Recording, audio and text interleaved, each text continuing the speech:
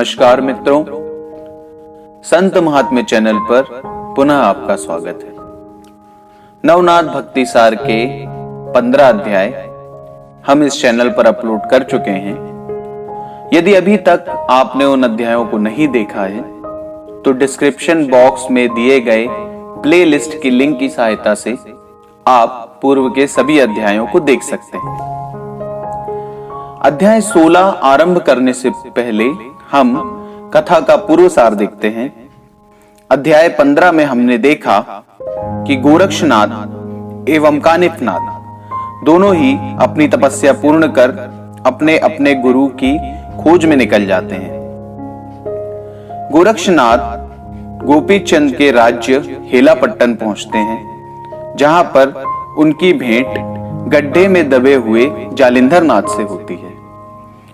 जालिंधर नाथ से सारा वृत्तांत जानकर वे गोपीचंद को दंड देने की बात कहते हैं, जिस पर जालिंधर नाथ उनका क्रोध शांत करते हैं एवं उनसे कहते हैं कि तीर्थ यात्रा के दौरान यदि उनकी भेंट उनके शिष्य कानिफनाथ से हो तो वे उसे सारी सच्चाई अवश्य बताएं। वहीं दूसरी ओर कानिफनाथ अपने 700 शिष्यों के साथ स्त्री राज्य पहुंचते हैं एवं नियमित रूप से भुक्कार करने हेतु बजरंगबली रात्रि में स्त्री राज्य पहुंचते हैं, जहां पर वे कानिफनाथ द्वारा चलाए गए स्पर्शास्त्र के प्रयोग में आ जाते हैं। स्पर्शास्त्र के प्रभाव के कारण उन्हें यह समझते देर नहीं लगती कि यह अवश्य ही किसी नाथ योगी का काम है। तत्पश्चात कानिफनाथ एवं बजरंगबली के बीच एक महायुद्ध होता है एवं पवन देव तथा वरुण देव मध्यस्थता कर इस युद्ध को विराम लगाते हैं तथा बजरंगबली कानिफनाथ के समक्ष एक शर्त रखते हैं कि वे केवल उन्हें तभी अंदर जाने देंगे यदि वे मच्छिंद्रनाथ को वहां से वापस लाने का प्रयत्न ना करें। इस पर कानिफनाथ बजरंगबली को आश्वासन देते हैं एवं स्त्री राज्य में प्रवेश करते हैं। स्त्री राज्य के राजा मच्छिंद्रनाथ यह जानकर अत्यंत आनंदित होते हैं कि आने वाला योगी उनका शिष्य गोरक्ष नहीं अपितु कानिफ है। वे उन्हें अत्यंत आदर भाव से अपने राजमहल ले जाते हैं एवं उनका अतिथि सत्कार करते हैं तथा उनकी खूब सेवा करते हैं। मित्रों, यहां तक हमने देखा था नवनाथ भक्ति सार के अध्याय 15 में। अध्याय 16 आरंभ करने से पूर्व आप सभी से पुनः निवेदन है कि हमारे इस चैनल को सब्सक्राइब अवश्य करें, ताकि जो भी धार्मिक एवं आध्यात्मिक वीडियोस हम आपके लिए लाते हैं वे आसानी से आप तक पहुंच जाएं। साथ ही साथ बेल आइकन को भी प्रेस कर दें ताकि वीडियो अपलोड होते ही उसके नोटिफिकेशन यानी उसकी सूचना आपको प्राप्त हो जाए। तो चलिए प्रारंभ करते हैं नवनाथ भक्ति सार का अध्याय 16। कानिफनाथ के स्त्री राज्य से प्रस्थान के समय मच्छिंद्रनाथ के मन में संशय उत्पन्न हुआ कि यदि तीर्थ यात्रा के दौरान कानिफनाथ की मेरे शिष्य गोरक्ष से भेंट हुई तो अवश्य ही कानिफ गोरक्ष को मेरे यहां होने का समाचार दे देंगे एवं तत्पश्चात गोरक्ष यहां आकर मुझे ले जाएगा, जिस कारण मुझे सारे सुखों का त्याग करना पड़ेगा। अतः इस समस्या के समाधान हेतु मच्छिंद्रनाथ ने कानिफनाथ को उनके शिष्यों सहित स्त्री राज्य में ही रोक लेने का निर्णय किया।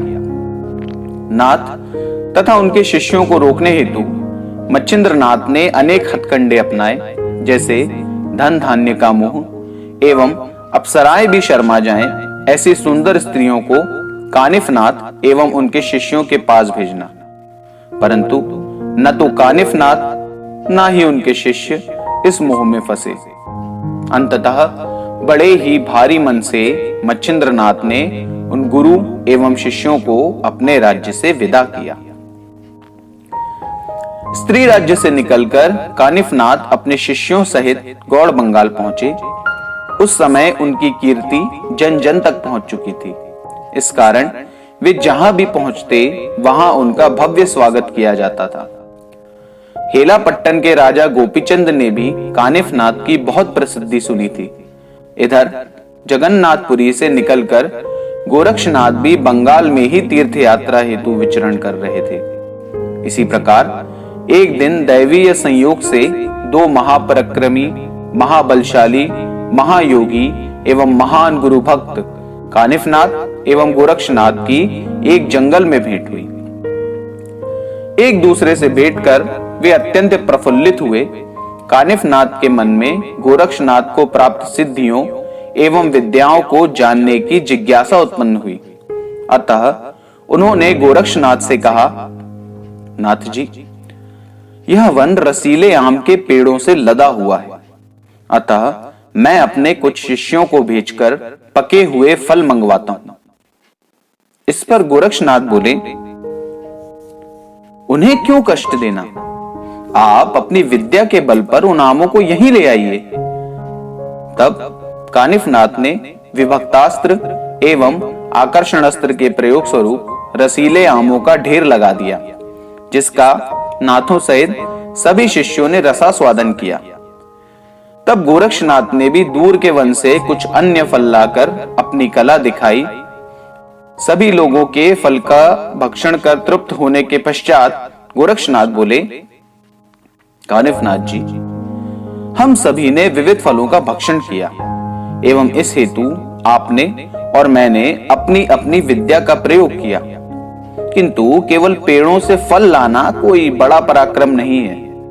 हमारे द्वारा खाए गए फलों के छिलके एवं बीज आदि यहाँ पर बिखरे पड़े हैं। अब यदि अपनी विद्या के बल पर इन्हें पुनः फल में परिवर्तित कर पुनः पेड़ों में स्थापित किया जाए, तब कोई पराक्रम कहलाएगा। इस पर आपका क्या मत है? तब कानिफनाथ ने कहा, यह असंभव कार्य केवल ब्रह्मदेव ही कर सकते हैं। अब यदि आप ब्रह्मदेव के पुत्र हो तो आप ही करके दिखाइए। कानिफनाथ के उपहासात्मक वचन सुनकर गोरक्षनाथ बोले, एक निष्ठावान गुरु भक्त के लिए कुछ भी असंभव नहीं। समय आने पर वह दूसरा ब्रह्मा भी निर्मित कर सकता है। गोरक्षनाथ के गुरु भक्ति संबंधित वचन सुनकर कानिफनाथ क्रोधित होकर बोले, तुम व्यर्थ ही गुरु भक्ति की बातें मत करो। मैं तुम्हें और तुम्हारे गुरु को बहुत अच्छे से पहचानता हूं। एक तुम हो जो अपने गुरु को ढूंढते हुए मारे मारे फिर रहे हो, और एक तुम्हारा वो गुरु है जो स्त्री राज्य में विषय वासना एवं सत्ता के मोह में लिप्त बैठा है।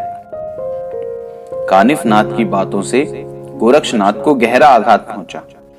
तब क्रोधित होकर गोरक्षनाथ ने कहा, मूर्ख मनुष्य, दूसरे के गुरु की निंदा करने से पूर्व जरा अपने गुरु की अवस्था भी देख लो। 2-4 सिद्धियों के बल पर तुम शिष्यों का जत्था लेकर घूम रहे हो, और वहां तुम्हारा गुरु विगत 10 वर्षों से घोड़े की लीद के नीचे दबा पड़ा है। हेलापट्टन के राजा गोपीचंद ने उसे गड्ढे में दफना दिया है।